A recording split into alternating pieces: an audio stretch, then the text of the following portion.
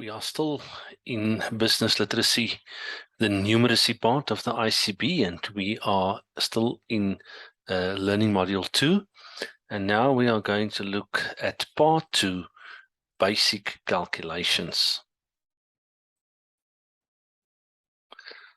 So the first thing we are going to have a look at is basic calculations with integers. With integers, we just means the whole numbers 1, 2, 3, 4, as well as the negative numbers and naught.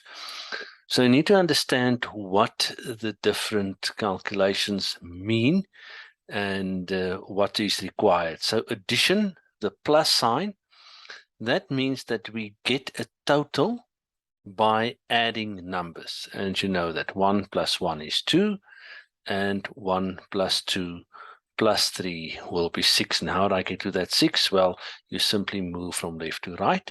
1 plus 2 is 3, plus another 3 is 6. The other basic calculation that we are going to have a look at is subtraction. And that means that we are expected to get a total by taking away. So in this case, 6 minus 3 is 3, and 6 minus 3 minus 2 is 1. Same thing again, we just move from left to right. So 6 minus 3 is 3, 3 minus 2 is 1 again. With multiplication, we add the same number multiple times. So instead of saying 3 plus 3 plus 3, where you have one number, which is 3, and you're adding it 3 times, you simply say 3 times 3, and you will still get to 9. And then with division, we subtract the same number multiple times. So we can, instead of saying 9 minus 3 is 6 minus another 3 is 3, we can simply say 9 divided by 3 is 3. And these are the basic calculations that you have come to know, and you shouldn't have any problem with these. Now, what happens when we add or subtract negative numbers? There's a couple of rules that we need to follow. So it says, first one, if the numbers have the same sign, then we add them and we keep the sign. So there we have a minus 7, minus 5. So we simply add the two because they have the same signs. There's a minus before the 7 and a minus before the 5. So we add them and we keep the sign. That's what that rule says. So minus 7 minus 5 is minus 12. Then the next rule says that if the numbers have different signs, we will subtract the lower number from the higher number and keep the sign of the higher number. So we've got the same calculation there, but now I have changed the minus 5 to plus 5, and now we say minus 7 plus 5. The signs are different, so we are going to subtract the 5 from the 7. We get 2, but the 7, which is the higher number of the 2, had the negative value, and so we therefore keep the value of the higher number, and therefore minus 7 plus 5 will be minus 2. The next rule that we have says that if two minus symbols are next to each other, the two minuses are turned into 1 plus. So there we have 5 minus, and then in brackets minus 3. So that will be 5 plus 3 because the two minuses are next to each other, and 5 plus 3 is 8. The one below that we have minus 5 minus minus 3. Same thing. Two minuses next to each other becomes a plus. Now we have minus 5 plus 3. We simply apply the same rule that we had in rule 2, and our answer will be minus 2. Okay. If you're still struggling to understand negative numbers, you can think of it as balloons and weights. So the balloons are positive and the weights are negative. So this basket has balloons and weights tied to it. The balloons pull up, that is positive, and the weights drag down, that is negative. So if you want to understand it visually, this might be a better way for you to have a look at it. So let's see what's happening if we use this visual presentation of the balloons and the weights. So you can add weights, and if you add weights, you are adding negative value, and then the basket will go down and our balloon operator will be able to land. So the basket gets pulled downwards. If you take away the weights, then the basket gets pulled upwards and the number become more positive. Or, third way of thinking of this, you can think of a submarine. The submarine is already under the sea, so it's already minus 40 meters.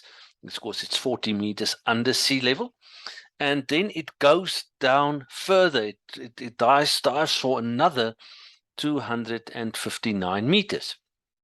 So, with two ways of doing it, we can say minus 40 plus minus 259, and then get to the total, which will of course be 200 minus 299.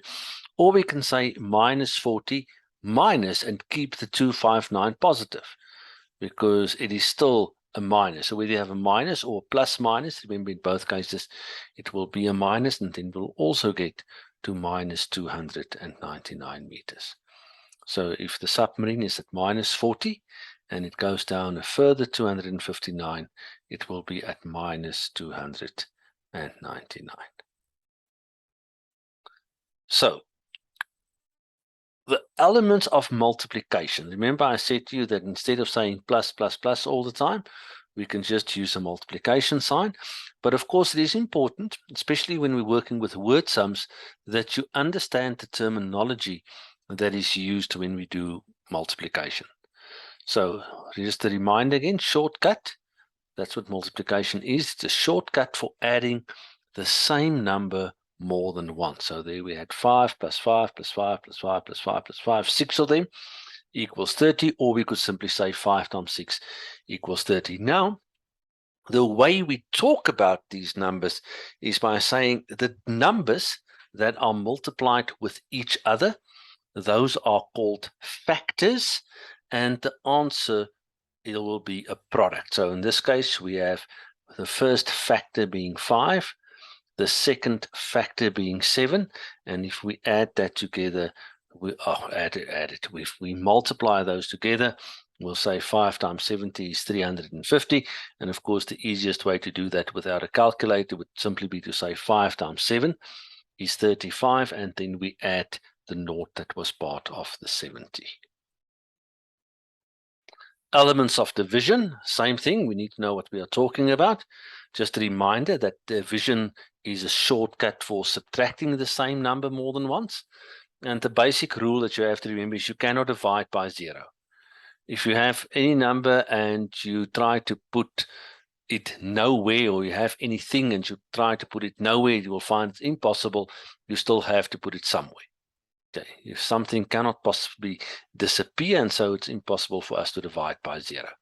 So here we talk about the two numbers that is before the equal sign as the dividend and the divisor respectively, and then the answer is your quotient. So the number that we start with, the bigger number, is called the dividend.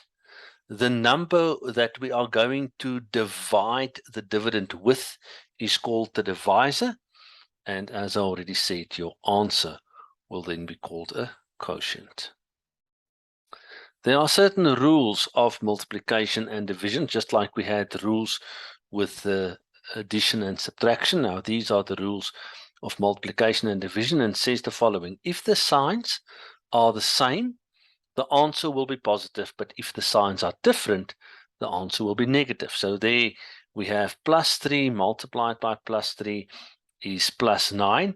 We do not write the plus signs that is before number. We just, if there is no sign, we simply assume that it is positive. So it is written as 3 times 3, and that is 9. In the next one, we have minus 3 multiplied by minus 3, and that will be plus 9. Why? Because that's what the rule says. The signs are the same. They are both negative. And when we multiply them, the answer must therefore be positive. And we are going to write that as -3 multiplied by -3, so that we actually keep the signs in front of the numbers. Same thing, +9 divided by +3 will be 3, and -9 divided by -3 will also be 3 based on this same rule. But if we have +3 multiplied by -3, the answer is going to be -9. And if we have +9 divided by -3, the answer is going to be -3. Why? We'll go back to the rule. If the signs are the same, the answer will be positive. But if the signs are different, the answer will be negative.